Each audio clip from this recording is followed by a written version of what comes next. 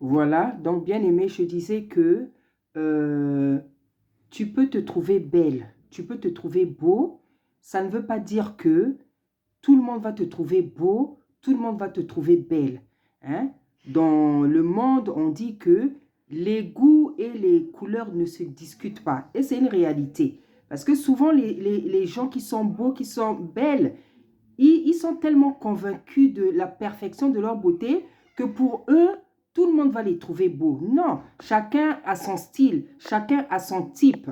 Hein? Il n'est pas dit que parce que toi, tu te trouves beau, que tu es beau pour tout le monde. Pourquoi je dis ça? Parce que l'orgueil des gens qui sont beaux les pousse même à croire qu'ils sont beaux pour tout le monde. Non.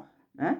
Tu peux être beau pour une catégorie de personnes, mais il y a d'autres personnes, elles ne vont pas aimer ton style de beauté parce qu'en fait, chacun a son style de beauté. Et pourquoi je dis ça aussi? Parce que je me suis rendu compte que l'orgueil des gens qui sont souvent très belles et très beaux, ça les pousse non seulement à croire ça, mais aussi à, comment dire, à pouvoir se fâcher quand on ne les trouve pas beaux. Parce que tellement ils sont habitués à entendre qu'ils sont beaux, qu'ils sont belles, qu'elles sont belles. Donc, quand on ne les trouve pas beaux, c'est comme s'ils sont surpris. Et vous allez voir, ils peuvent même se fâcher. Je vous dis, hein, je sais de quoi je parle. Et particulièrement l'année dernière, j'ai vécu ce genre de choses-là. Donc, j'ai vu que l'orgueil qui se repose sur la beauté, c'est aussi un vilain orgueil. Ce n'est pas quelque chose qui est beau du tout.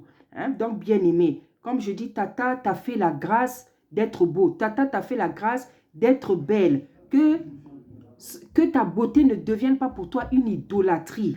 Hein? Que ta beauté ne devienne pas pour toi une garantie de vie.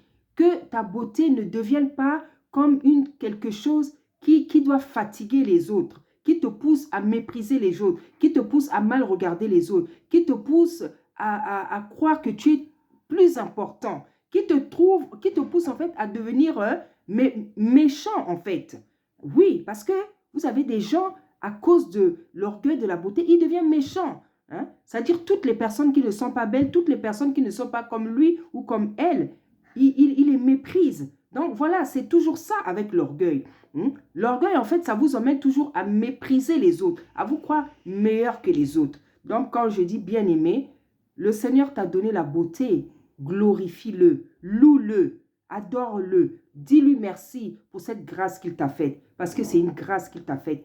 Et cette grâce-là, elle sert à faire de bonnes choses, à faire du bien, à consoler. Par ton beau visage, quelqu'un peut être consolé. Par ton beau visage, tu peux redonner la bonne humeur à quelqu'un. Par ton beau visage, quelqu'un peut passer une bonne journée. Mais que ça ne soit pas, ça ne devienne pas un instrument de tyrannie chez toi. Quelque chose dont tu te sers pour faire mal aux autres. Avec lequel tu deviens méchant avec les autres. Ce n'est pas intéressant. Voilà, donc bien aimé, ça, ce sont les effets de l'orgueil de la beauté.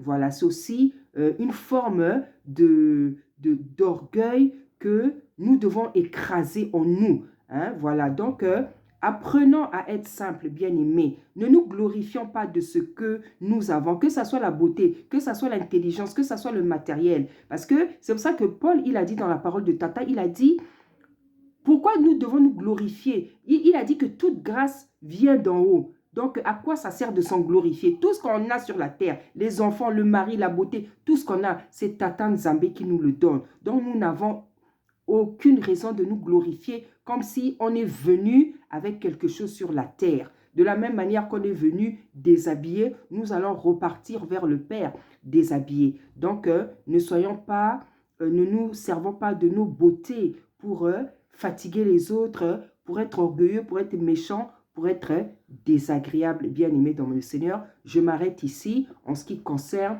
l'orgueil de la beauté. Soyez bénis au nom puissant d'Issaïa.